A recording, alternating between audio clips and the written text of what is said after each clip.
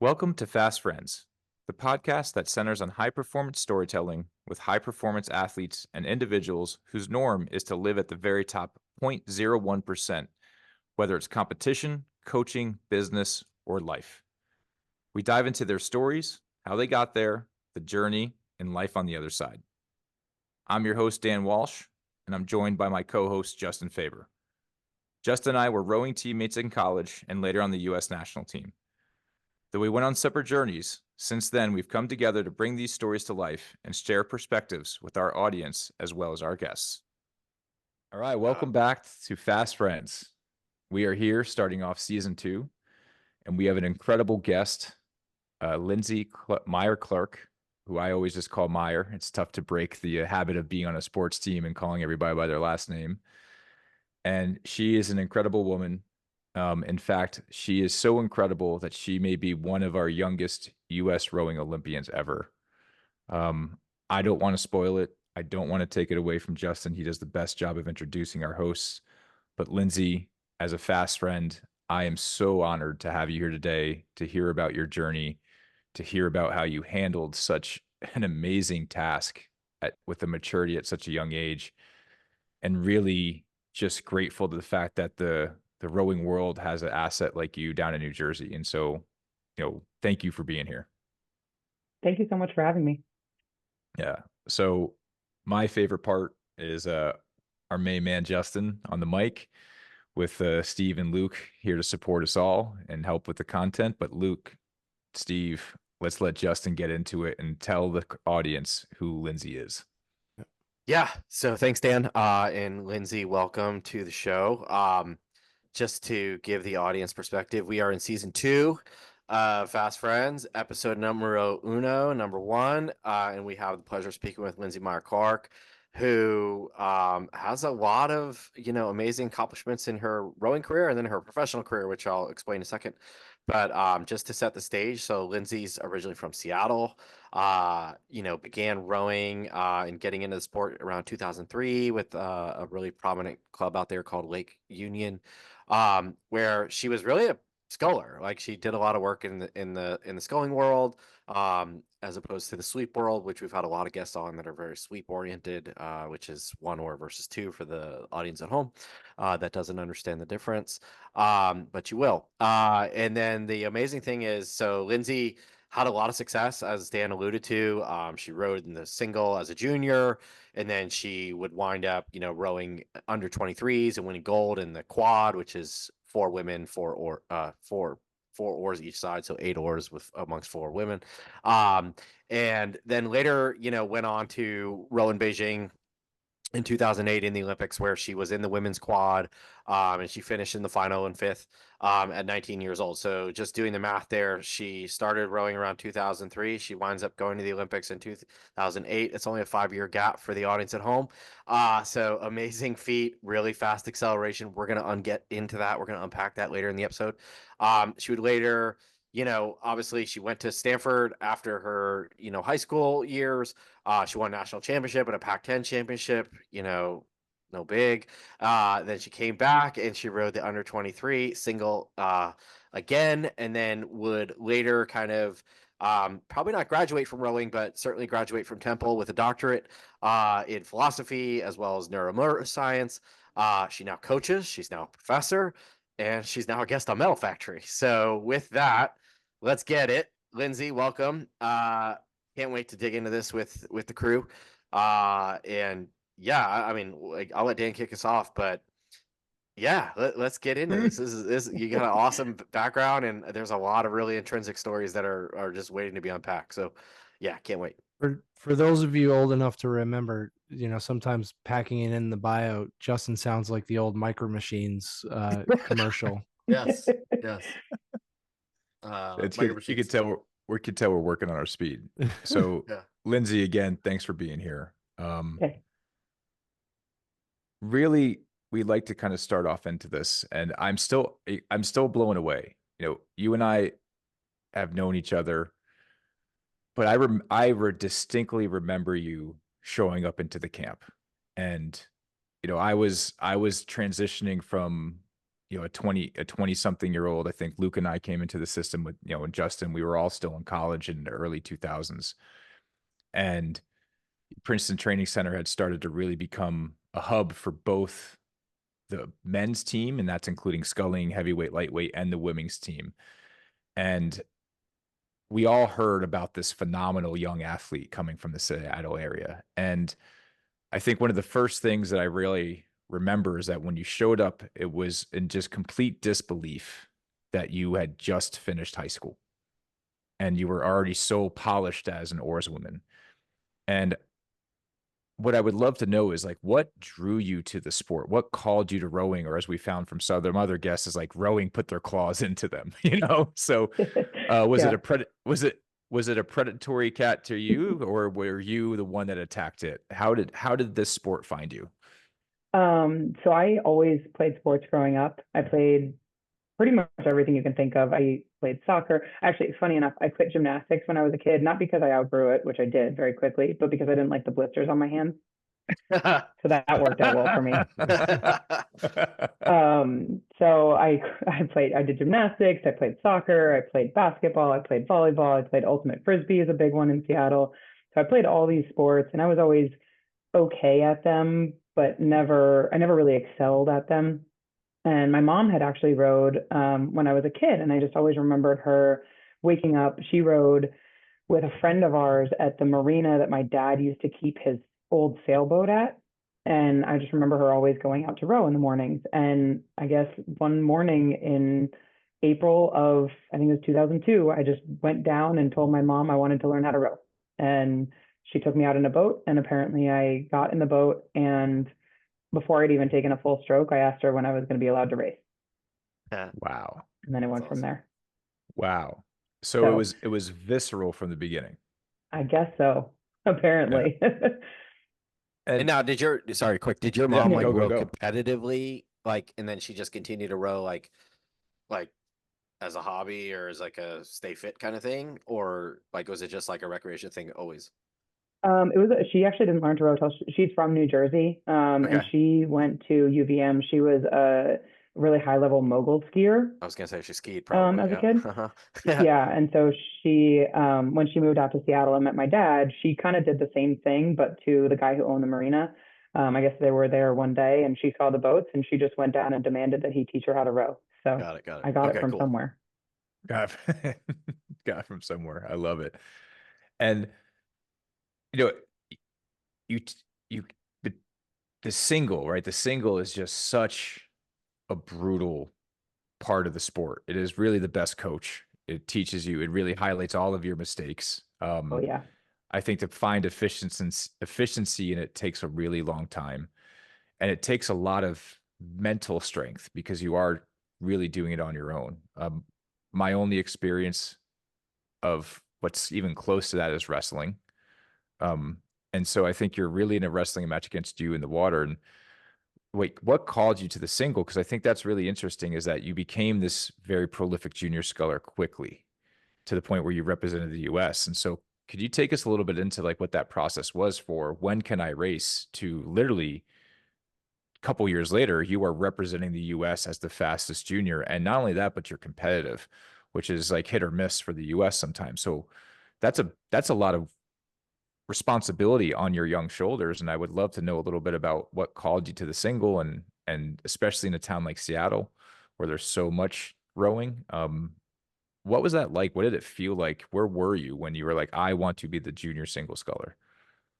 So I think I was really lucky that I learned to scull first. Like my mom taught me in a double first. And I still have a picture somewhere of my first time in a racing single where I flipped trying to back into the dock. And one of my friends happened to be at the locks, like right there, and told me about it the next day. So I got those experiences really early on. And I think kind of before I had any sort of sense of fear about them. So I think I was really lucky that I kind of got over that fear of being alone and of kind of the scary parts of the single. I got over that really early because that was all I knew at that point in rowing. I didn't know anything else. So I started in the single and I started my eighth grade year and there really weren't any teams that had eighth graders on them, and especially not in the sculling. There weren't really any teams that sculled in the junior world, at least not in Seattle. So I sculled my first year in eighth grade, and I just raced a single because that was all I could race. I actually rode with a masters group out of Lake Union. So it was just 13-year-old me and a bunch of masters. And so the only thing I could really race was the single because it was just me. I didn't have teammates that were my age or my category. So I raced the single that year, and then I went to Holy Names Academy, and I went there because they had a rowing team, and I rode my first 2 years, but I never got the single out of my head, and I still always loved being in the single. I think in kind of a sadistic way, I loved the fact that it immediately tells you if you did something wrong, and that you're responsible for everything. So I kind of never really got that out of my head. And then after my sophomore year of high school, I got invited to the junior team selection camp, and I got cut. And then I went and I raced, and Liz Tron still loves to tell this story. I got cut from selection camp, and they offered for me to go down to Can-MX camp. And I was, me being stubborn me, I was like, no, I didn't make it. I'm not going. This is silly. And Liz thankfully came and talked to me and said, look, this is if you want to go to the Olympics, because I think at that point I was already delusionally saying I'm going to the Olympics. And she said, hey, if you want to do that, like your best shot is to stay and race. I said, okay. So I raced that summer with Can-MX, and then I think that whole experience of getting cut from camp and then going and racing, and I think not being the one racing the single at Can-MX and seeing somebody else do it was kind of it made me realize like I really wanted to be in the single and I wanted to go for that. And so I went, when I got home to Seattle, I went to the Pocock Elite sculling team, which was again all post-collegiate people. And I went to them and I said, what do I need to do to get on the team? And they said, don't be silly, you're in high school, you're not going to get on the team. And I eventually, I guess, wore them down. And so that was kind of how I ended up on the single bend. And then from there, just stayed in the single for 2 years. I mean, I'm just gonna like recap that real quick because the Sorry, it was a lot.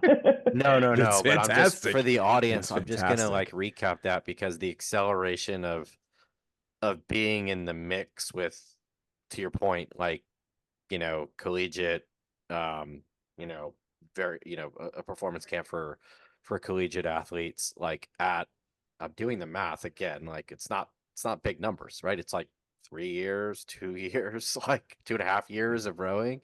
Like I can tell you, like, and I was a coxswain, and obviously, I'm sure the other guys can mention this too. Like 2.5 years into my rowing career, like I was happy to steer straight, get through Me race, too. like not getting yelled at. Like I mean, it's remarkable to be able to knock on the door at that point.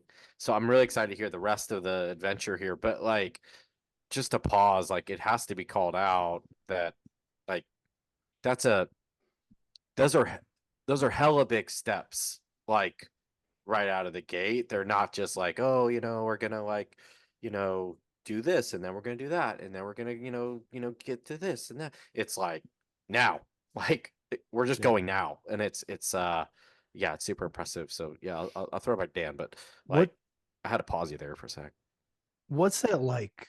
Yeah. Going to school and then waving to your, I guess what were your teammates saying, okay, I'm going to my practice now. Like, how did that work? I mean, now it's like, I think nowadays it's a little more common, there's, where, you might see a high school has a rowing team, but then there's a club in the area.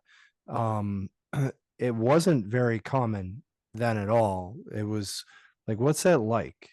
Walking through the halls and then, kind of waving at the other girls and saying, see you later.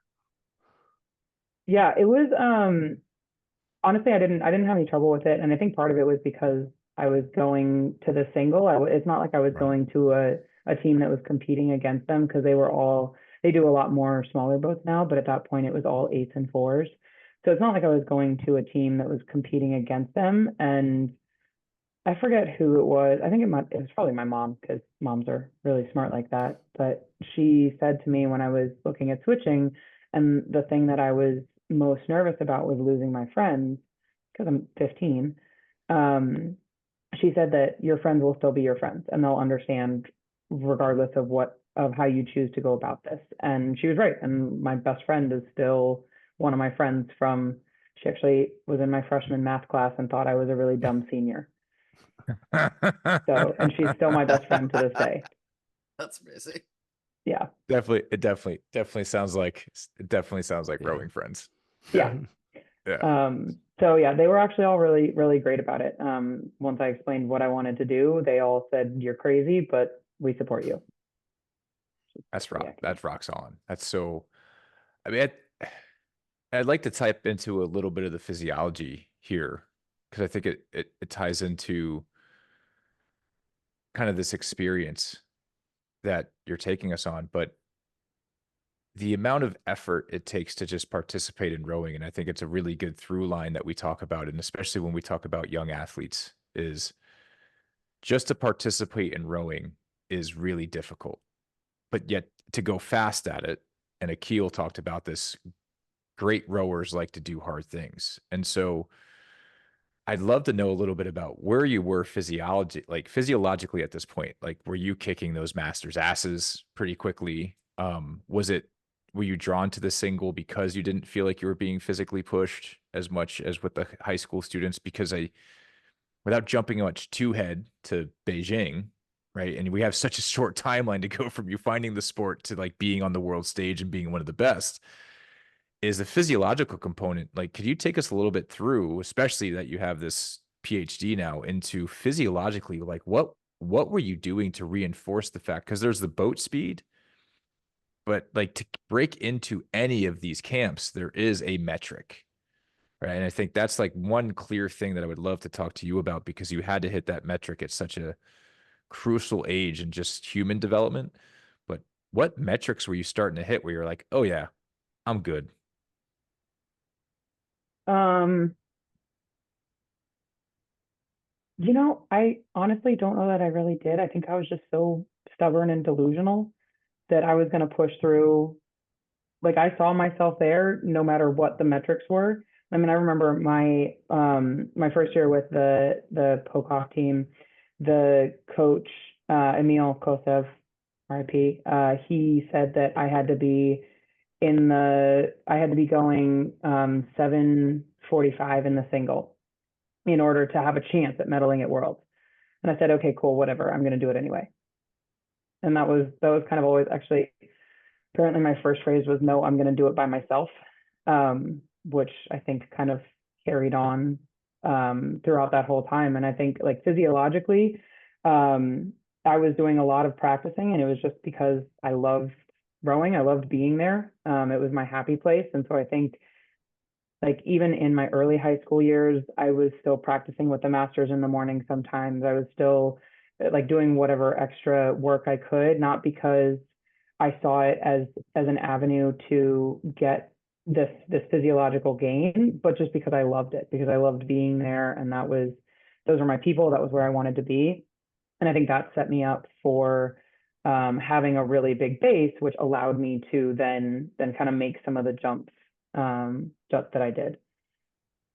And at what point did you find yourself going from the Canamex and not being in that single to starting to, to use a rowing term, like eating through the field?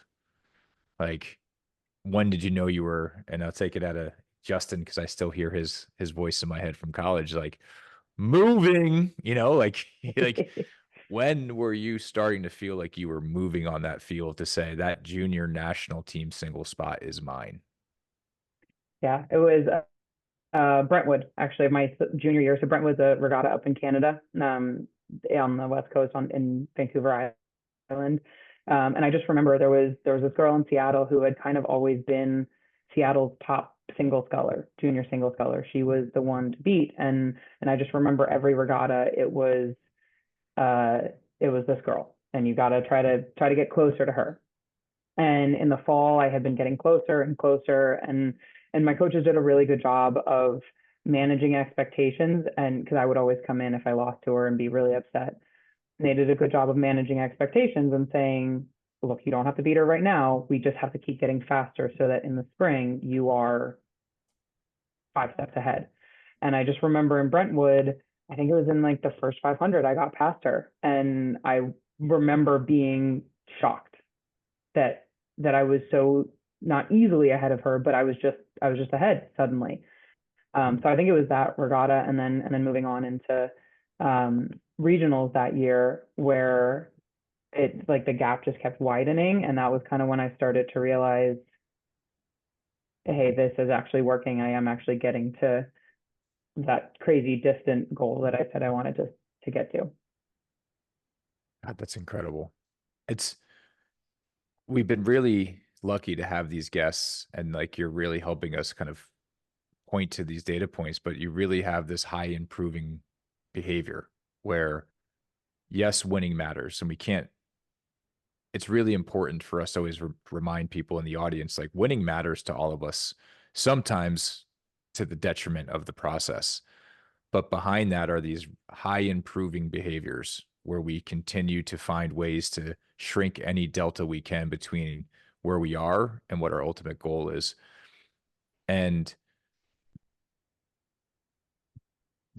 as somebody who is coached at most rowing levels and coached at the high school level, and you're there now, this level of maturity, even reflection of you looking back at it, is astounding. It's astounding. It's like how do you manage such a confident athlete that, as you say the word delusional, where maybe you and Akil should row a mixed double at the next Charles, Bring it on. I would love to. because he said We the same could thing. probably You got arrange that. Oh, I you know, know. yeah, you got to be you do have to be delusional, but as that I do. delusion starts to become a dream and that dream starts to become a reality, how did you what were some of the key things you did to handle the grind of it all? Because getting to Princeton Training Center came through making that junior single, and I do want to get into that.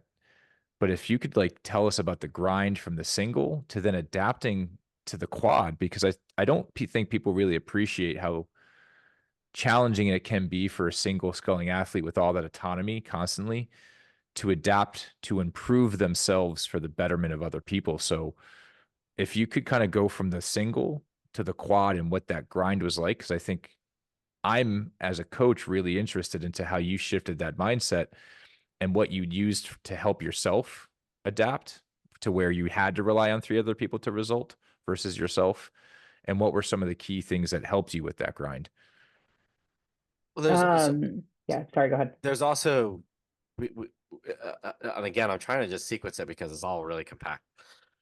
There's also the shift to you go to Stanford and you row in an 8, I believe, which is a completely different discipline, which we haven't even got to yet. But like, I don't even know. And when win a that national falls championships, no big deal. Yeah, I don't know when that chronologically happens, like the switching back and forth. Like, take us through it. But Yeah. it's such a compressed timeline. That's, I think, what's blowing my mind right Yeah. now. So yeah. And obviously you have some super fans here, so like, please, Yeah. like Sorry. you can calm so our weird to giddiness me. whenever. Yeah. That's Well, so weird to me because the feeling's mutual. So This is a Yeah. little bit like when we talked with Volp, and he's like, yeah, I started college in 96, and so it's like part of the story is establishing the timeline, right? Yep. Like of because we went through it, but I don't think we all even really realized you were like, to me it was like you were just someone who showed up who was fast, and like I wasn't necessarily aware of all of the different timelines of everything and where you were in your educational journey and what that meant, and I was just like, okay, she's over there in the quad now, like So yeah, go back. Sorry, you go back to Dan's question, but I also just don't want to. Yeah, I don't you're want to good. lose sight of like the grind and the adaptation to. Again, you're going from a single to a quad, but you're also To an 8 somewhere in that and mix. You're going into an 8, and you're going into a big program killing it and Yeah, killing that's it, right? Like you are a bona fide killer. Like Steve, get the quack ready, but like freaking bringing it. Yeah. Like it's just I got a it's quack. yeah, and it makes so much sense of why you showed up looking so composed. So yes, we are, as one of my friends has said, we take too long to ask the questions, but this is why. This is a very so complex question. Yeah, so chronologically, we're moving towards the single, Mhm. and we would love to know how you adapted from single to junior single to U23 champion, first time ever, to I'm knocking on the door of the Olympics. And like that all happens in what, 2 years? Yeah, 06 to 08. Again, And I graduated high I'm just school. hoping to steer straight. Yeah, and you 2 years. graduated high school. Yeah, And cool. you graduated high school. So my first year in the single, first year with the Pocock team, I was really lucky to have a team in Seattle that had, like, Leah Purnell was there, Anna Michelson at that time, now Cummins was there, Rika Geiser was there, the John and Bill Greer were there. Who else was there? Oh my gosh, how am I forgetting his name? Really tall. I forget his name. Oh, that narrows it But down. Yeah. yeah, I know, right? No, but we had a lot of people there. There were a lot of people there who were already in the system. And at that time, I know now you're kind of trained with the system year round. At that time, it was more diffused out to the clubs. And so we were the satellite club, and there were a lot of people there who were very familiar with what it took to make it in the system, right? Leah had been I forget if she'd been the double or the quad the previous year. Anna had been a staple on the team forever. Rika was the South African team. So there were people for me to look up to just right in front of me that were doing what it took to get to that level. So I think I was incredibly lucky, and I don't know that there's anything to that other than luck, that I happened to be in Seattle and happened to have this team that I was able to force my way into, where there were so many people that I could just watch. I didn't have to like reach out to them to talk to them. They were my teammates. I could just watch them and watch what they did. And I think so I was able to kind of absorb that just by being around them. I was also lucky to have guidance in how to not be stupid about my training. So again, I was really young, so I was just gung ho. I was so excited to just be there, do everything. And I took I think I went like 78 days straight without taking a day off when I first got there. You're going to be really surprised to hear I broke a rib. And yeah, I know, right? Shocking. But it was like 78 days of 2-a-days, but I was lucky to have somebody there who was willing to work with me and recognize the fact that I'm 15. I cannot train the same way that a 24-year-old can. I can't go from high school volume to elite volume in a month, because that is how we break ribs. And so I was lucky to have somebody who was there to help me manage the grind. Because if it was up to me, I would have just gone full tilt all the time and not had been smart about it. So that was just having people around me that were smarter than me at that point was crucial, and I was really lucky to have that. So I was in the single for 2 years in 06. So after that first year, I won Junior Worlds trials, went to Junior Worlds, got bronze there. And then I came And back. is that a first for us too? Yep. Right. So like for people listening, the first junior woman to medal at Worlds for the United States, right? Like a legit historic, never been done performance. And you just started rowing 2 years earlier. So like, just for context, like, yeah, it just went medal, like an incredible medal. So thank you. I'll continue. Yeah. Sorry for the Well, that interruption. no, you're good. You're good. That was another one that pretty much everyone around me, was saying that it was impossible, because nobody had ever done it, right? We hadn't been strong in sculling ever, and most of Europe is so strong in sculling that there were a lot of people that were telling me that it wasn't going to be possible to do that, and me being my stubborn self said, "Oh yeah, watch me." And so that was I was lucky again to have, and I think I forget who it was, somebody else you talked to. I had one or two people who believed in my delusion and believed in my ability to achieve my delusional goals, and having just that one or two people that believed in it alongside me was crucial. I wouldn't have been able to do it without that. So go to the single, row the single for another year, and that year again, another stroke of luck. The Terhar had the women training, doing their winter training trip in Seattle in, I forget if it was like December or January, and he invited me out for a practice. And so I got to go out and I got to row with them, and I got to do some erg workouts with them and go on some quads with them. And then he invited me out the following summer to go to their camp. And that was kind of my first taste of team boats, of getting to be in quads. And I think I had been in the single for so long that I was just so excited to have people around me. And mind you, I was in the single by myself because I had to practice before school. So I had to practice at 5 a.m., which no one else was going to get up at 4:30 to practice with me, which is completely fair. So I was completely by myself for 2 years, basically. So by the time I got into a quad, I was just so excited to have friends that I actually don't think that it was too hard of a transition, because I was really just excited to not be by myself anymore.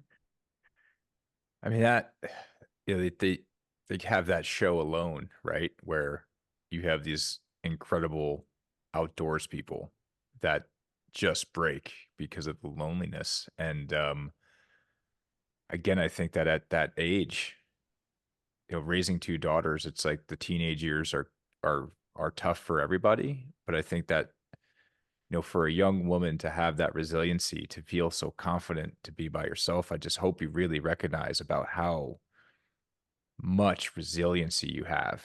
And it's just like, I love that we're tapping into, like, this inertia about you, that, because like, I think you're one of the most social people that I know in rowing, right? I think everybody looks at us from the outside and it's like, oh, they're going to eat my babies, right? Like, we all have that look about us, especially at race Right? courses. We have that death stare. And once you kind of get some of us to open up, you can kind of tell who is a team person, who's a single person. It's like, you do not track as a single person based off your personality at all. So I think that's the other just amazing thing that as you tell your story, is how freaking tough you are. Just like how tough you are to just do that day in and day out for 2 years at that time of day in Seattle, 365. Wow. And so then, like, jumping into the national team camp with this, you truly, like, legit youthful enthusiasm must have been almost intoxicating. Yeah, that's a good way to put it. And I think that almost the naivete of being so young, and not, I hadn't really had enough time in the system or anything to be jaded yet. And I think Yeah. that benefited me hugely. Yeah. And again, having that one or two people that believed in me really allowed me to kind of shut off everyone who didn't. That's so key. That's so key, right? You gotta, you're not successful unless you have haters. And I think that's a real good testament that you were able to shut it off. That's incredible. What So did Taylor Swift say? Haters gonna hate, hate, hate, yes, hate, hate, yes, yes. My young Taylor Swift fans. She's incredible. hate. So we are now, I mean, Justin, you're really good at this, and Luke and Steve, I want to make sure, because like, I'm just keep getting thrown back. But you're now in the camp, and this is still between the junior single and the U23 summer. So Mm-hmm. this is your first kind of test of, do you have the mindset to be a senior national team athlete? Do you think you had it at this point, or are you still discovering that mindset? Did we? Yeah. Yeah. Oh yes. Go. No. answer and then I'll come back. Okay. Okay. I think, yeah, I think I had it. I think I had it partly again because I didn't really know anything else. Like I didn't know exactly what I was getting myself into, but in a good way, in a way that I was just so excited to be performing and to be rowing with these really fast people. And like I didn't have the experience to be scared. And I was nervous, obviously, I was terrified, but like I didn't have the experience yet for that to impact me, and I was just so excited and happy to be there. And yeah, So cool. High score. What does that mean? and Did I break it? stubborn, incredibly exactly. stubborn. Yeah. Yeah. Go ahead, Steve. Because I was gonna No, follow I'm on. just I was just gonna say, where's college in all this? Like, Oh, yeah, where is that? Like, where does that fit in all of this? Like, had you already decided? Like, when did you decide to take time off? Like, where did all that happen? When did you find time to apply to college? so yeah, so I applied my senior year. I visited 3 schools in the fall, ended up not liking any of them, and one of them actually I thought was going to be where I went. And then in my meeting with the coach, I mentioned that I really wanted to try to go to the Olympics in '08. And their response was, well, that won't be an issue. That's not going to happen. And I immediately crossed it off my list right then and there. Nice. Yeah. Nice. And so then ended up not looking at Stanford actually until January. Went down and visited, loved it. Ended up committing. And then I didn't think about taking the year off. Well, I had kind of thought about it, but it didn't become a reality until the end of that summer. So it was '07. So I went out to the camp in Princeton. I was rowing with the team. I was mentally having an easy time transitioning to the quad. Physically, the single is so much slower than the quad that I was having a little bit of trouble keeping up with the speed of it. And so the U23 camp, and again, another stroke of luck, the U23 camp happened to come to Princeton for their last little bit of training before trials. And I guess a week or so into them being there, the coaches looked at each other and they said, hey, wait a second, Lindsay's under 23 too. And so they seat raced me for the quad, like the day before it went to trials or 2 days before it went to trials. We go to trials, win trials, and then go to Worlds, all within 2 weeks. Go to Worlds, win Worlds. I come back and I was named the spare for the senior team. So got to go to Munich that year, which was so much fun. That was a Had good to go trip. to that was a good trip. Were you on the train with Marcus singing "Living on a Prayer" heading into downtown Munich? Could have been. I will never forget that. It was hilarious. That- Anyway, Well, That- right? Wasn't that trip we had you and L Logan as spares, right? Like, yeah. Yeah. Like the spare squad were like yeah, this, like we were stocked full of killers, you know? Like and yeah, again, you gloss over it, which is, you know, part of the fun of this show is to just kind of remind you, like, it's okay to lean in here. And we want you to realize how incredible you are, Lindsay, and how phenomenal you are, and that we are your cohort. And you glossed over another world's first, American first there, you know, like you won the junior, or you won a bronze in the junior women's single. No one had done that. And then you hop into the U23 quad and take them from probably a good quad to the greatest U23 quad for the United States ever. yeah, yeah, Yeah. You know, yeah, yeah. I'm sorry. yeah. It's like talking to Um, Luke. It's talking about Luke about, like, and you never lost a race at Cal. Uh-huh. yeah, You yeah. know, so I think it's just Was whatever. pleasant. I really hope young athletes are listening to this and just to remember what you're capable of. I think Lindsay is a really great example, timelessly, evergreenly, that the sheer belief that you had, and also your like the getting cut from Canamex to this moment is your resiliency to just keep on getting up, right? So I think you did. I think you had the mindset so much earlier than many of us. It's really beautiful to see. So like, again, thank you for sharing, but just for the audience, yep, she won the U23 quad. It's a world championships at that age group, hadn't been done. So another world's first for America, thanks to Lindsay Meyer. Okay, please continue. That was such a fun trip. And I have a fun story from that one that I always tell my juniors anytime they start to get like chirpy at another boat.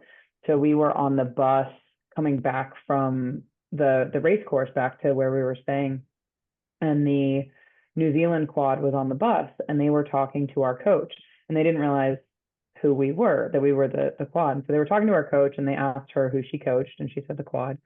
And they asked how long the boat had been together, and she said, I think it'll be 2 weeks on finals day. And their response was, wow, they must really suck. And we Wow. won, and they got dead last. So Oh, wow.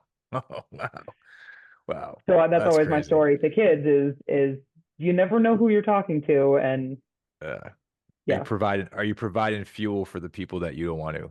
Yep. Wow. So you finished that, you get to go, now you get named the spare alternate for the 2007 team. For anybody that doesn't know, the year before the Olympics is in some ways so much more cutthroat than the Olympics because it's the qualifying year. And I think for the U.S. team, it's really interesting because you can qualify the boat, but not necessarily qualify for the Olympics. And so it's a bittersweet race. You get to that end to that race, you see it at the top level. I believe we qualified almost every event for the U.S. team at that too. So it's a big year for us at the U.S. team. And did you you took the year off, so you went back into camp, correct? Yeah. So Okay. in the airport on the way back from Munich, I remember Tom Terhart came up to me and said, hey, you should think about taking a year off and training and just staying with the camp full time. And I think I emailed Yaz immediately, and she was my college coach, and said, hey, can I take a year off? So And just she did, yeah. with that, And 'cause no, I think and no, no was hesitation. Tom like, should I call her, or you were just like, I got this? I think I was just like, I got this, but she's also a product of the national team system. So I'm sure at some point he said like, look, if you have any trouble, we'll talk to her. Yeah. But she didn't have any issue with it, which was great. So I think that with that, and then we'll get into some other questions, but I think that with that, that's got to be, and we've heard this from some other guests too. On the men's side, there was maybe not as much transparency, but like there was a lot of that had to give you a tremendous tailwind, right? As far as like, okay, the national team coach is telling me to take a year off college. That's a massive like nod, I would imagine. Like, especially at 17 or 18 at that point, right? Like 18, I guess. Like, but like to be like, yeah, just take yes, you're at Stanford, like one of the best, schools in the country, one of the best collegiate rowing programs in the country, but just take a year off. Like you got this. Like that's a huge boost of confidence, I would imagine. So did that like that with that tailwind, like what did that do for your, okay, like just maniacal focus, right? Because I think that, you've talked about delusion, you've talked about obsession in a roundabout way. You've talked a lot about confidence, which is really, really cool to hear, given the maturity level. But yeah, I just wanted to kind of understand that real quick before we move to some other questions. Yeah. I actually think strangely enough, that was the first time that I mean, I said yes without question, but that was the first time that I kind of got this idea in my head of, oh my God, this is actually happening. That was the first time I got a little bit scared about what was about to happen. Didn't stop me in any way, but I think that was the first time that it really became real. So I think that year I went back after Munich. I went back home for a couple weeks, and I came back. So I came back about a week after everybody else. I think I asked to stay home for my birthday because again I'm 18, so Yeah. it was kind of important. But I think I asked to stay in Seattle through my birthday, and then I'd come out. So I got there kind of late September, out to camp. But yeah, I think in that time, that was the first time that it was really like we're here and we're about to do this. So pull on your Wow. boots and let's go. Wow. So we are now at the Princeton Training Center, and in Good old talking to PTC. good old PTC, and in talking, and talking to people, and Kleshnoff actually released some really cool data about this era in rowing, is that this is the decade of rowing being its fastest for especially the big boats. So like just to be competitive in the quads and the eight, you had to be not only fast, but some of the fastest boats that have ever rowed on Olympic courses, right? So that's the kind of environment that we're in. Um, we had started to put some emphasis into sculling, and I know that our men's quad from that '08 year was fast, and I know that your quad was fast, and I think the Olympic year is just such a brutal space, like here in the heart. Physically, there's no question, but between the years, are there any challenges that you really had to overcome? And just like one of the few times that I wanted to quit was when the Olympic year was going successful for me, right? So like I know I asked this question just from an empathetic standpoint of, in the brutality of the Olympic year, was there a moment that you felt like it's over, or I want to quit, or it's too much? And if there was, when was that, if you don't mind sharing? And two, obviously you got through it. So what were some of the tools that you used to get through it? Yeah, I had a really hard fall in camp. Um, I think I never really, again, because I was so young, I never really integrated with the group, and it kind of being there 24/7 and it not being this new novel experience, that increasingly became clear that I was not like as integrated as part of the group as other people were. Obviously, I was getting along with people as we were rowing in boats together, but I wasn't living with them. I was living with a host family out in West Windsor. So I couldn't go out to bars. I couldn't I couldn't hang out with them after hours. So I wasn't as integrated in the group. And that just got harder and harder. And then I got the stomach flu at one point, and then I had a rib stress reaction right before we went to Chula Vista. And so my first little bit of time in Chula Vista, like that whole first fall, and then the first little bit of time in Chula Vista was not going great. I was toward the bottom of the pack. It was not really going the way that I had hoped or had wanted it to. And there were definitely times in Chula Vista that I really considered stopping and going home. And there was I had a lot of conversations with my coach from back home, and there was one call that I remember where I was about ready to leave, and to just call it done. And I remember he said to me that I needed to give myself a chance, and I needed to, like, the way that I was approaching it at that point, I wasn't giving myself a chance because I was trying to fit in as somebody that I wasn't, instead of just being myself, and being the person that I had, and the athlete that I had been for the last couple of years.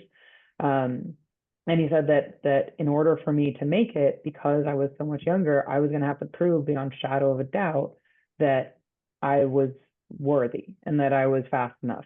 And that started with, I needed to go and talk to the coaches and make it clear to them that I wanted to be there, that I was committed to it, and that that was what I wanted to do. And we talked through a whole script of what to say and all that. And I remember that as a turning point. And there was one day that I remember walking into the cafeteria, and I had always kind of tried to stay out of everyone's way and not bother people. And I remember one day walking into the cafeteria and just thinking, like, no, I'm just going to be me again. I'm not going to try to minimize myself to not bother people or to stay out of people's way.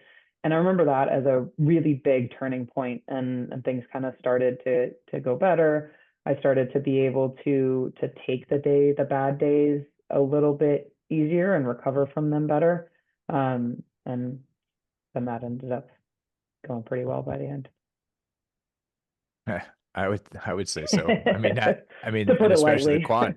Yeah, I mean, especially the quad, right? Because you had to navigate those NSRs, and you had to make sure that the single results put you into a good double partner, and then you had to.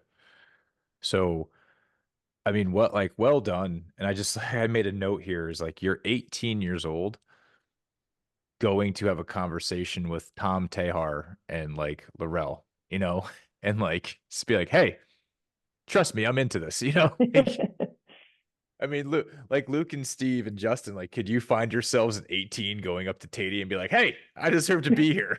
No, not at all. No, And that's what no. I'm struck by sitting here and listening to the entirety of this is all of this stuff, the perspective that you were able to find. Like, we're lucky to find that at any age. And here you are, like 18, 19 years old. Like, yeah, I realized when I was more true to myself, and it's like, what? Like, how do you, it's sort of like you just fast forwarded through all this stuff in terms of checkpoints, if you will, that are very real and necessary for making it. And you had to do so because you had created in your mind, like, as I listen to the story, there's a lot of like, there's almost this sort of attitude, and it's awesome, of like, well, why do I need to wait? Well, why couldn't I do that? Well, Yep. why are you telling me no? And then the best part is you say, yeah, I found 2 people that told me I could do it. That's all I needed. And then you just move forward, right? It's like yeah, I was getting like all these no's from these people that were trying to kind of like tether me and keep me in a certain, on a certain pace and a certain path. And I decided that's not what I wanted to do. So I found 1, 2 people that said I could do it, and that's good enough for me. And I went ahead and did it. And so it's fascinating because like rowers that we've spoken with, and Dan was talking about it earlier, Keel, you throw around the word delusional. And I don't know if it's delusion as much as it's just being unreasonable, Yeah. right? You're not willing to be tethered to reason.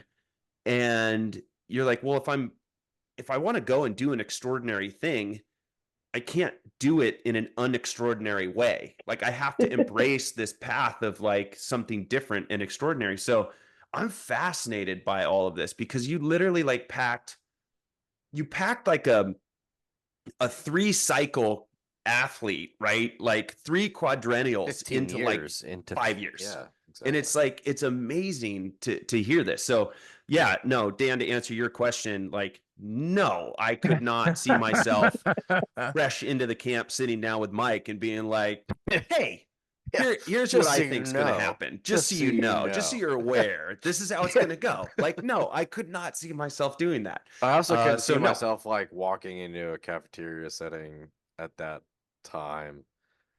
I get the like be true to yourself, but I don't know if I could like just be like, all right, I'm gonna have elbows out. Like, I'm just gonna show these guys how I'm gonna rock. Like, it's Yeah, just I like, also yeah, don't- okay, pal.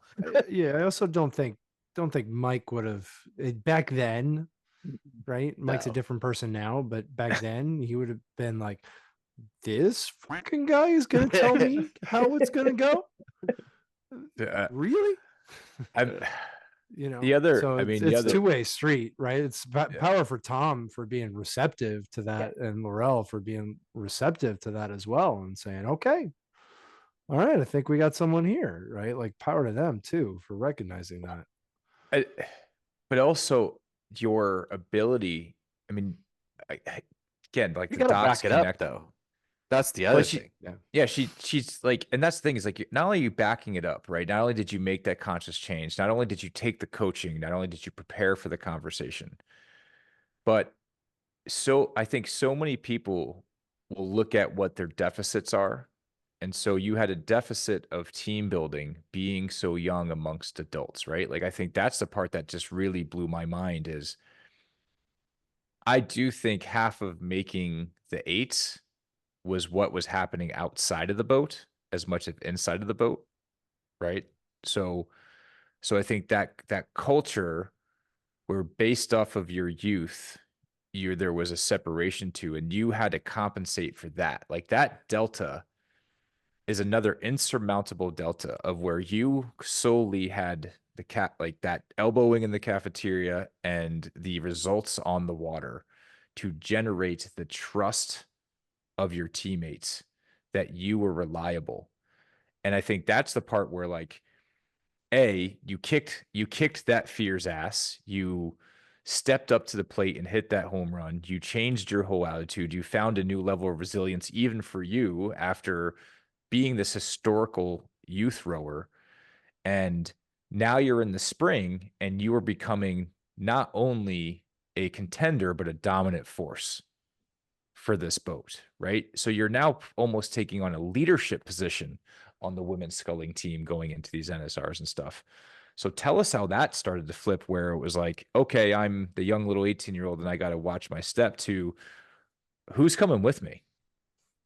Cause like remind everybody what seat you sat in the quad. I was 2 seats. Right? Like that's a leadership position in a straight boat with not a coxswain, right? Like 2 seat is in there making sure they're paying attention to everything. So that's a leadership position in a coxless boat. So take us a little bit to like from you now stepping into you're leaning into yourself like I'm going to be an Olympian, age be damned, to the starting line of the Olympics, and then this is where Justin becomes the man. So like Yeah. let us know how that Yeah. So spring went. just talk. Yeah. Just if you can, like, uh, I think let's put age to the side because I think that you've already established like, yes, I was a certain age, but obviously I was there for a reason and I had the capability to perform. Okay, check. Take us through like where that delusion pipe dream becomes like crystallized, and then I'll get to the what Dan was talking to just now. Yeah. I mean, it definitely started on the erg first for me. I was always pretty strong on the erg. So it was kind of me and Jen Cato at the top of the sculling group for erg scores.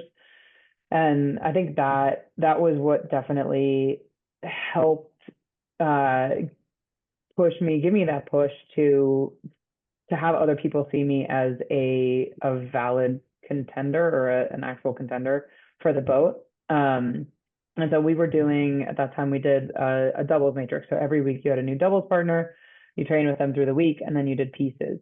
And I was really lucky to get some doubles partners who were really excited to help me learn how to row with other people, I guess.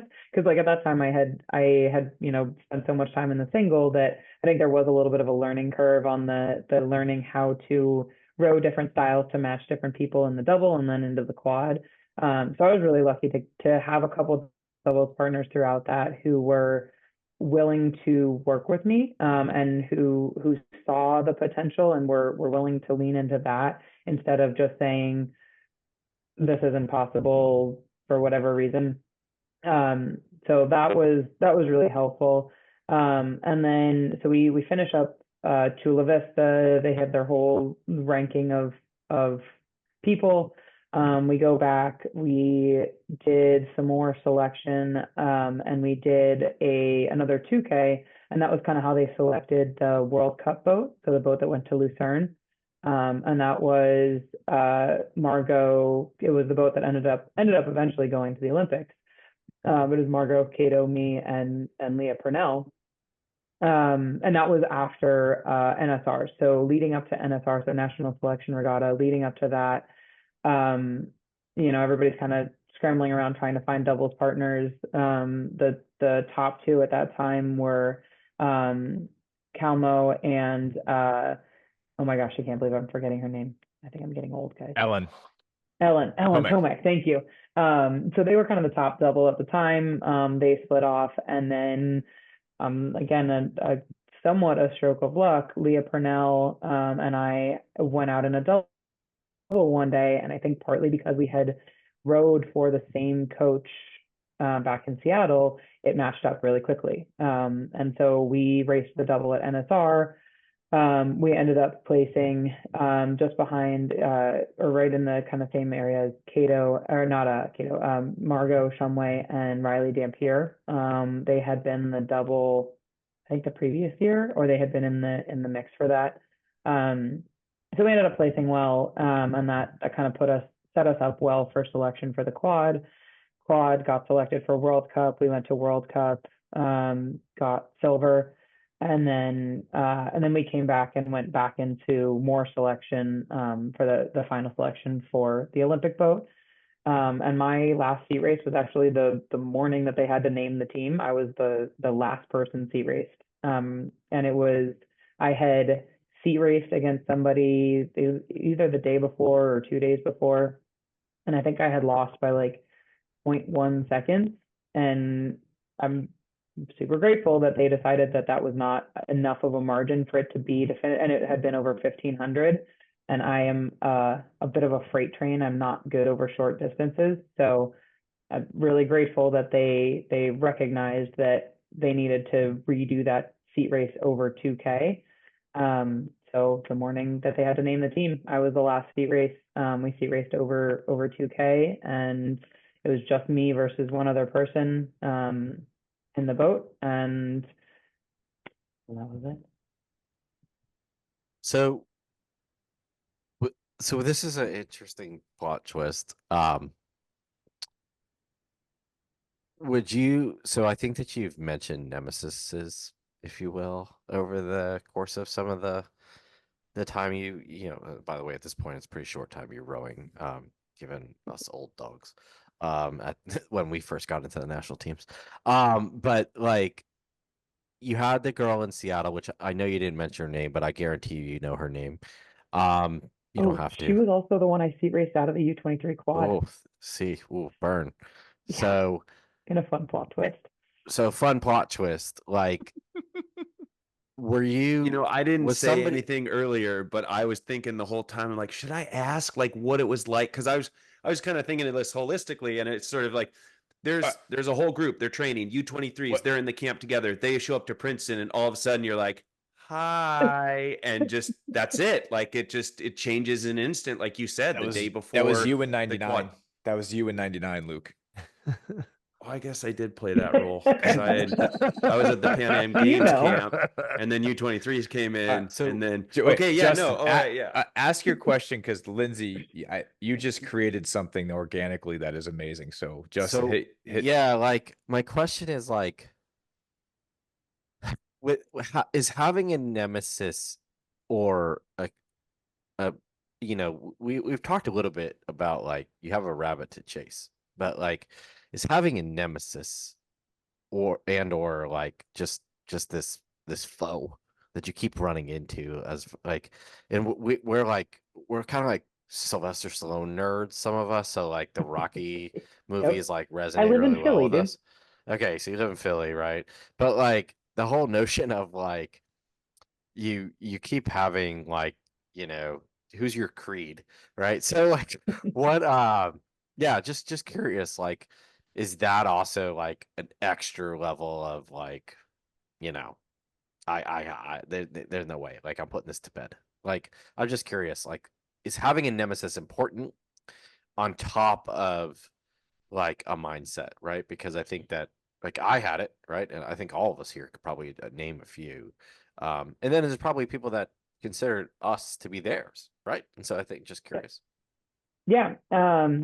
I think, yeah, it's important, and I think it's helpful if you treat it the right way. So like the one as a junior, having somebody that I could benchmark myself against when we raced, that I could use to say, hey, what I'm doing it is working. If I raced her one year and lost by X amount, race the next year or race in the fall and get a little bit closer, get a little bit closer, get a little bit closer, and then eventually pass.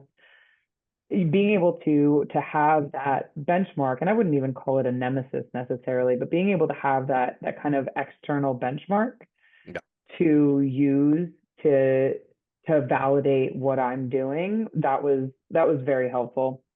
And then in the seat racing, it was really helpful to have that, to know exactly, like, I am seat racing this person and they beat me by 0.1, 0.2 seconds. And I remember in that last seat race, I remember the whole way down thinking, I am not losing by 0.2 seconds ever again.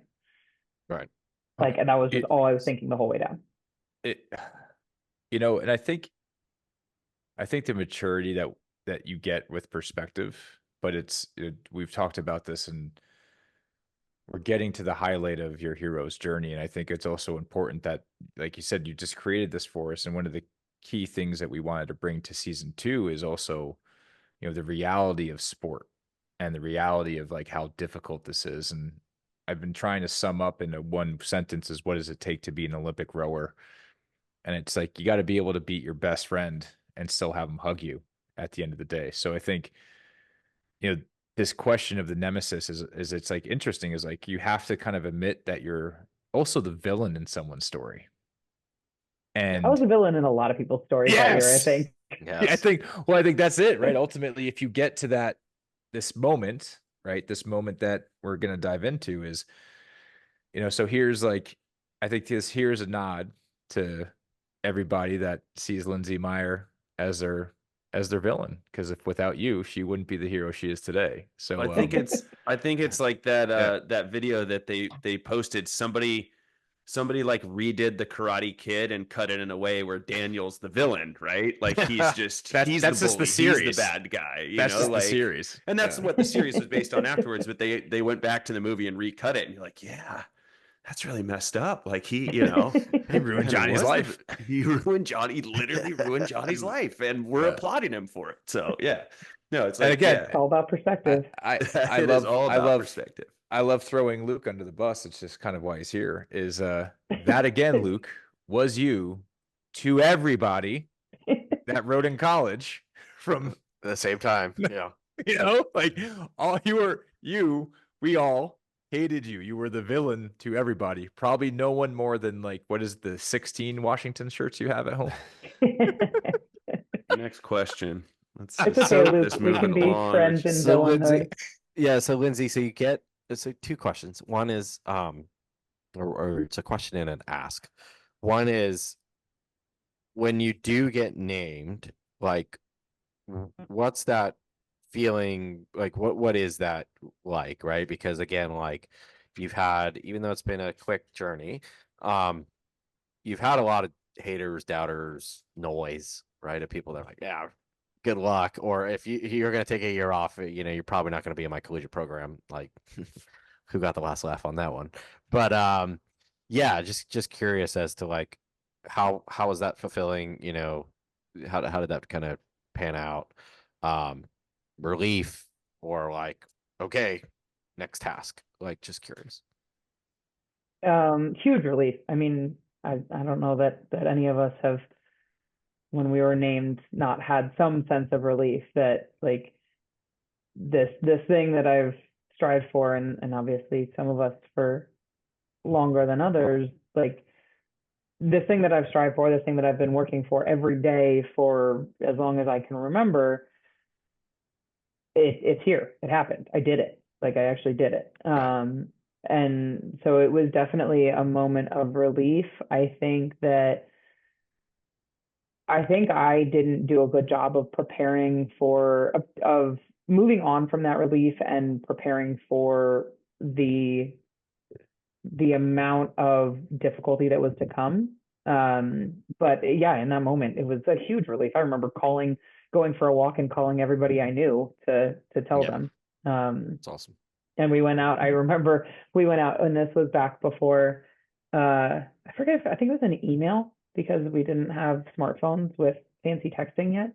But I remember one of the girls on my boat sent an email asking if we wanted to go get 3 beers and a lemonade. That's So amazing. we celebrated for one day and it was great, and then off to the next thing, off to work. I mean, So isn't that the thing, right? It's like I think you hit the nail on the head. It's a moment. And Mhm. I recognize that moment too in qualifying in 2004. It was like, yes, we've earned the right to do the thing. And then it's like, oh no, We have to do the we've thing. got to do the thing. And then it's like that moment of like, now it's really real and you have to make it happen. So yeah, that absolutely resonates. But it's like, but it's just a moment, right? It's not like, yay, and then it's this long period of time where you're comfortable and happy and you've realized it's just sort of like, okay, now we actually have to do the thing. Yeah. Yeah. so it's a really good segue. So here's the ask part. One of the things that we ask all the guests is that road to Olympic finals that are on the show is, can you put us in the boat? And to every last person that's done this, they can mostly remember, even if it was 20 years ago, they can remember every stroke of the race. But um, can you put us in the boat? We've heard some crazy stories um, of just your Olympic final. It could be the something trivial that happened, rowing down to the start, whatever it is. But just like, I think it's kind of really cool. Like, there's only, a handful of people that get to do this every 4 years. There's only, maybe two handfuls of people, if you think about it in proportion to population, that have ever done it. Period. Right? Rowed an Olympic final. Um, yeah. Can you put us first person in the boat as to like, how'd it go? What happened? Did it meet your expectation? Do you have regret from it? Do you think, we've had people say like, if we just did this, this would have this I think this would have been the outcome. And it's, of course, there's a Monday morning quarterback to this, but just curious if you're able to kind of bring us on that ride. Yeah. So the final itself was not our best race, which was, I think, is always a hard thing to live with.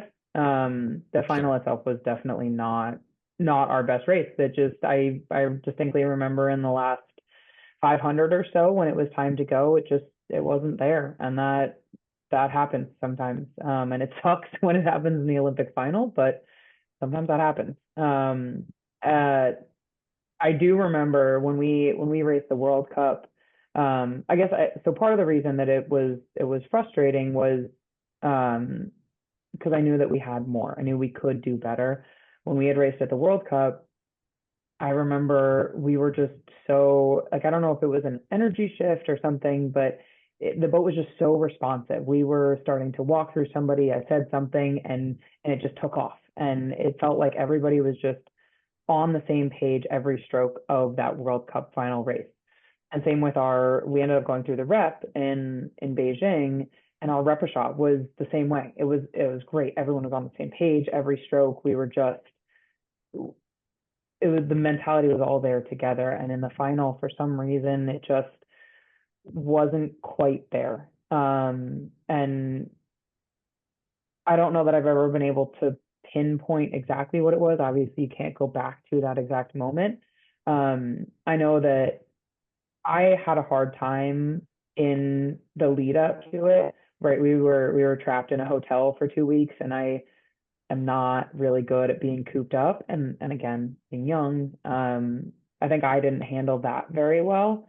And so I'm sure that to some degree played a role in kind of that shift in just existential togetherness that you kind of need to be able to put all those pieces together in that moment. But yeah, that was our final was not our best race, and that's something that's always a little bit haunted me, I guess. Um, I'm sure you all understand Yeah. quite well. Yeah. It, and it's a tough, I mean, I appreciate it. It's a tough question to ask. And, a big part of the show, and we've had we've had different events. We've had people that made finals, didn't make finals, medaled, won it all, won multiple times. I think a couple of the through lines that are important to share with the guests and reminders of ourselves is we will forever suffer from the obsession of one more. And I think that never dismiss that you were the woman in the arena, never dismiss that it didn't turn out the way you wanted it to, but you still took the strokes. And the value of you being in that arena, and I think even just, yeah, we all know the results, and I think we all coach in some format or lead, is that even during the race, not having the outcome, what I, if you're willing to share, like what did it like, just even just the starting line, because I think the perspective of like when it was fresh and new, because that's the part that the show and our friends have helped me with, is, not winning and being close to it twice, and this somewhere is some ways like hard, it's hard too. And so, but talking about Bo and Deacon coming down to the last seat in '08, and like they had just won instead of record, so it's like it's not easy for any of us. But like, do you remember what the water felt like underneath you? Can you remember what the air smelled like? Can you remember what the oars felt like in your hands? Like if you could take us back to that moment and just put yourself viscerally, like, because that's the one thing that is my mission of this, is like, don't diminish the fact that you were in the arena and, yeah, came up slightly short in something that most people can never even fathom of that experience. No matter how hard they imagine it, they can't put themselves into space, but yet you are an astronaut. So, again, I just ask one more question with this: is there something to challenge you, right, friend to friend? Give me something good about that day, because it's always going to be one more. So give me something good. And if you don't want to, you could say, well, fuck off. I would never. I might. There's no rules on the show. You could do that. It's Yeah, fine. yeah, it's your show. You could be like, I don't want to talk about it, bitch. Like, We tell Dan that all the time. It's fine. No, I think it was Akil in his show. He was talking about this too, about that disappointment and getting off the water and just kind of feeling in disbelief, like lost almost. And he said that Mike Tatey came up to him and said, like, look, those people still love you. And I think that was the positive, was seeing my parents and friends who were there to watch and talking to them, and just having this sense of kind of home was still there. Like, the people that love me still love me. The people that support me still support me. Yeah, I might be disappointed and frustrated and lost, but the people who love me still love me. And that's not, this is a result doesn't change that. And I think it actually took me a really long time to process that that the result was not indicative of the extraordinary nature of the journey. And I know part of that, I think again, it might have been Akil or somebody else was talking about this too. Part of that was going to school right after that. So like a month later, I went off to college. Right. But going to school right after that, and I love Elle Logan, but she and I were teammates, and having to be at these events and have her right there next to me, and having people come up to me and say, oh, you're an Olympian. Oh, were you in the 8? Did you win a medal? No, I was 5th. Oh, well, I guess that's okay too.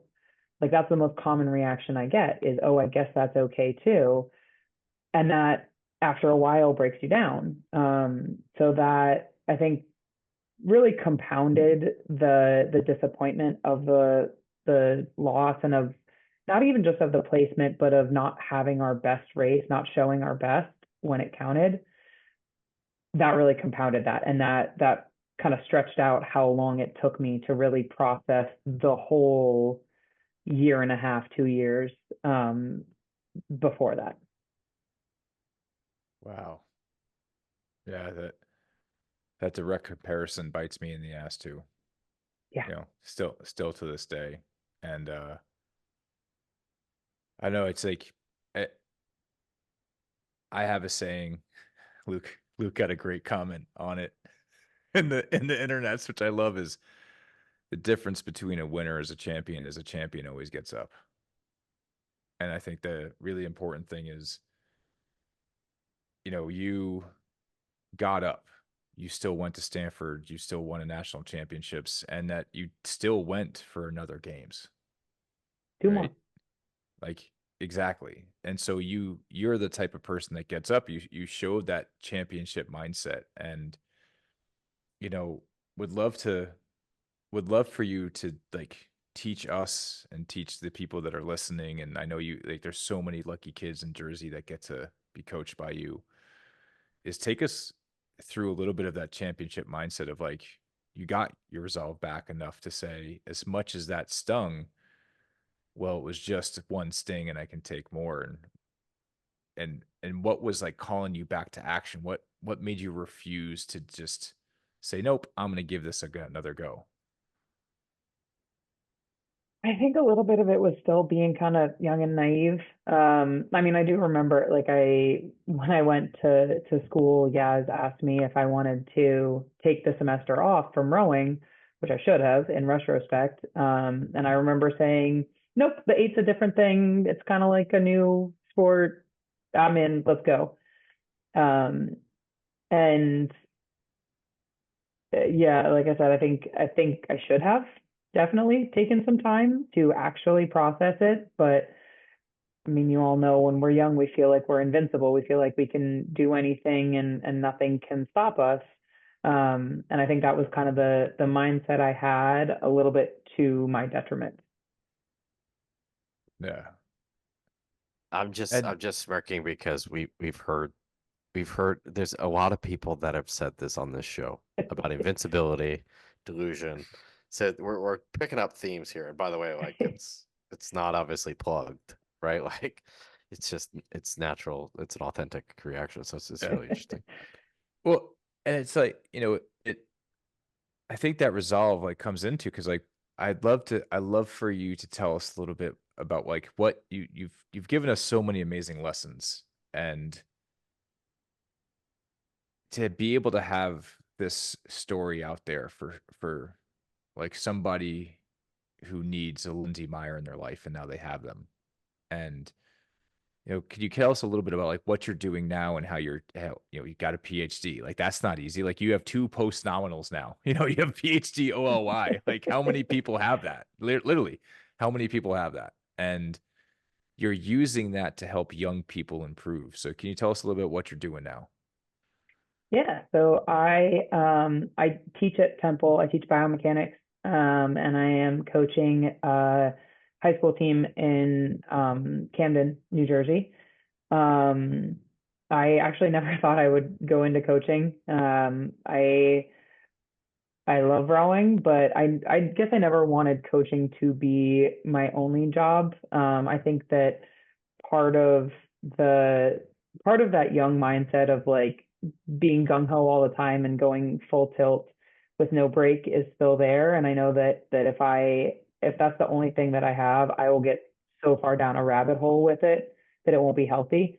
So I never really thought that was going to be where I would end up. But during the pandemic, a friend was working with a team that needed a coach, and I had just gotten a grant to do my dissertation research, so I had a little bit of time on my hands, and so I agreed to help out. And I think that so I've been working with youth athletes. I've been coaching kind of off and on for 10 or so years. And I think it's always been kind of healing to be able to see the sport and see myself through their eyes a little bit. Being able to just the see them process or see them go through failure and defeat and joy and success and being able to just watch them go through that, I think has really been a healing force for me in getting to I guess just see it from a different perspective, and see it as something new and exciting and see different ways of going through it again. So that's what I'm doing now. I'm coaching a large cohort of gremlins. But I mean, how badass is it to have a coach that's an Olympian and a historic Olympian and also has a biomechanical PhD? It's just it's so nice, like Carrie Simmons, right, having a DPT, and it's just really nice to see that we have rowing experts, right?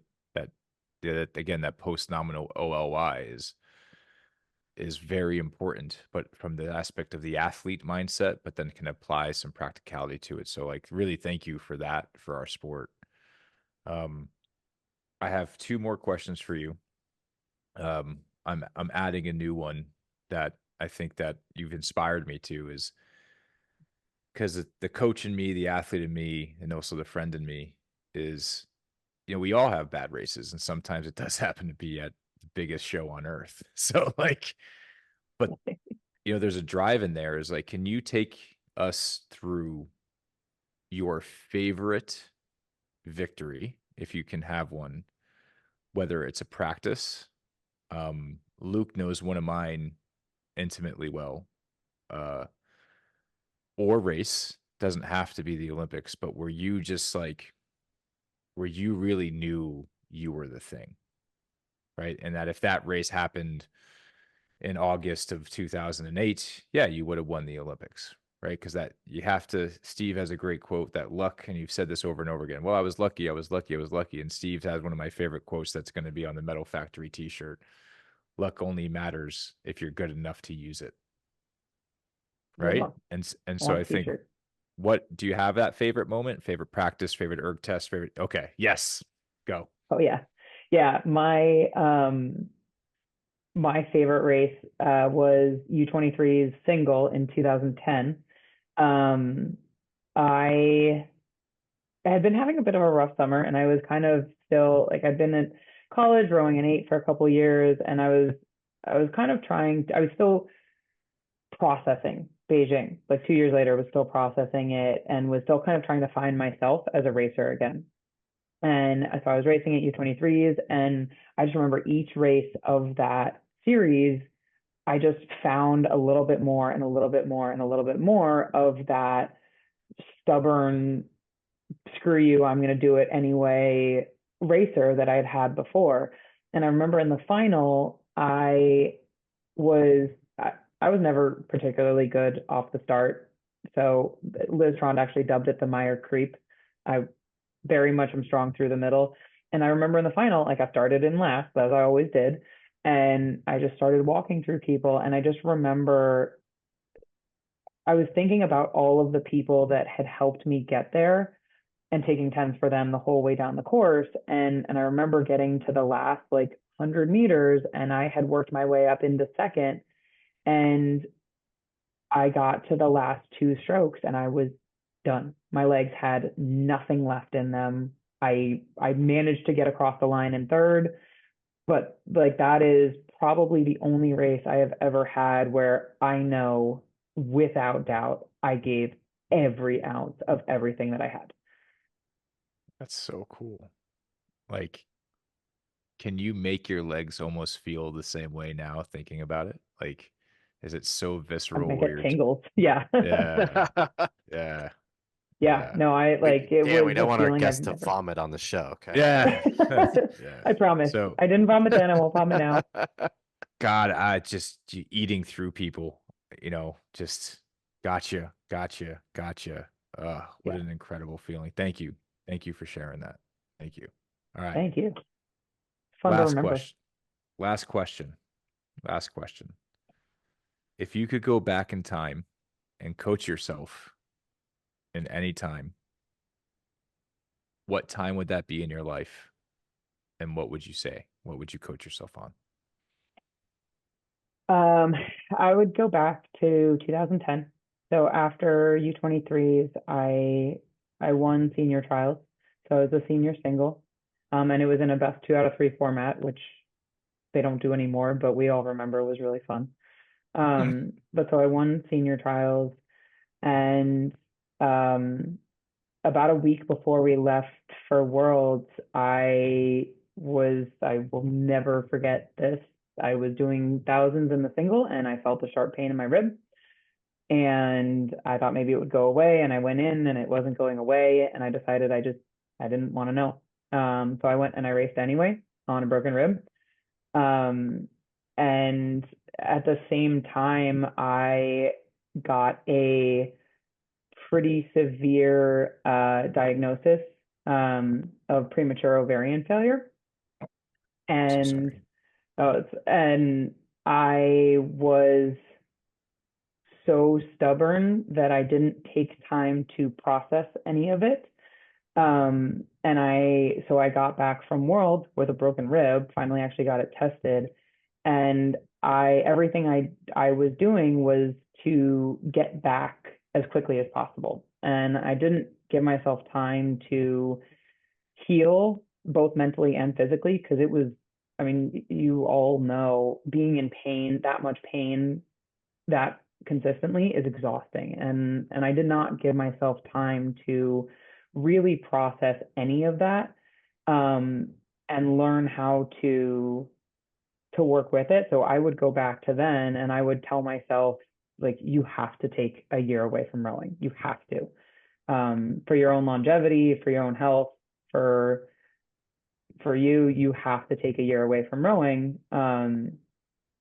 Yeah, that's what, and learn how to, like, if you want to keep going in this sport, you have to take a year away, figure out the medical stuff, learn how to work with this instead of just beating your head against a wall for the next 6 years trying to push through it.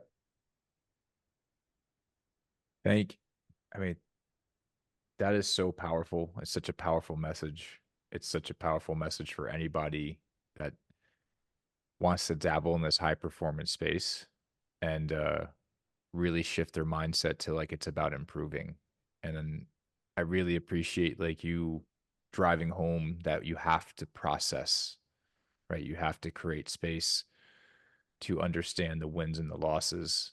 And I think that for people out there that are trying to coach or lead or guide, whether you're a parent or a friend or a coach or a teacher, is that when you have somebody as unique and gifted as you, that it is your responsibility to take away the manicness for a second, right? And realize that we don't have self-control. No, we don't. We are an eccentric group of characters in this stage that is the rowing world of Earth. And Some might say insane. I would say, and I think that to do it in our system, which drastically under resources is like 10-1 to the Brits and 3-1 to the Canadians. And so I mean, Meyer, sorry, Mrs. Clark. You're good. I'll always be Meyer. Yeah, I so appreciate you coming on the show and joining the Mettle Factory family, and you really showed us and the audience what it means to test your mettle and know from this side of the screen. And I've so enjoyed you coming back to rowing and seeing you at regattas, and I really appreciate you kicking off season 2 and sharing with us, and truthfully what we hope is a growing audience of like young and old rowers alike, of what it takes to be one of the best athletes in the world. At 19 years old making the Olympic team, you are our Kobe Bryant, like coming into the pros right out of high school. And I really appreciate your dedication to the sport and to the national team, and really proud to be an Olympic teammate with you. So thanks for coming on. Thank you so much for having me. And from the bottom of my heart, thank you for doing this, because even just the episodes that I've listened to already it's been so nice, I think, as you know, to not feel alone in how we feel about everything that we've done and everything that's happened, and how we've transitioned after that. So thank you. Hey, Thank you. We are huge family. Huge compliment. Thank you. Yeah, huge. It's huge. And yeah, these guys call me Billy Bob, so I'm trying not to cry. No, yeah, Lindsay, thanks. And I think just one thing I'd say is, like, we talked about it, like you mentioned stroke of luck a lot in your journey. I don't think it was that lucky. I think you just put yourself in the right place at the right time and then actually did something with it. And that's always the age old question: is it luck or is it purpose built? But thanks so much for sharing your story. Super inspiring. And yeah, I can't wait to edit this and hear the episode because you really good message. Thanks. My the gym that I lift at has a saying on the wall. It says luck is earned. Yeah, exactly. Nice. All right. Well, Coach Meyer, we'll see you in the water. We'll see you at the next regatta. Yes. Thank you. Thank you Metal all so much. Metal Yeah. Factory out. That's all for today's show. Fast Friends is a Metal Factory production. All opinions expressed are our own and those of our guests. If you like our show, follow along or subscribe with us wherever you get your content and podcasts. Thanks for listening.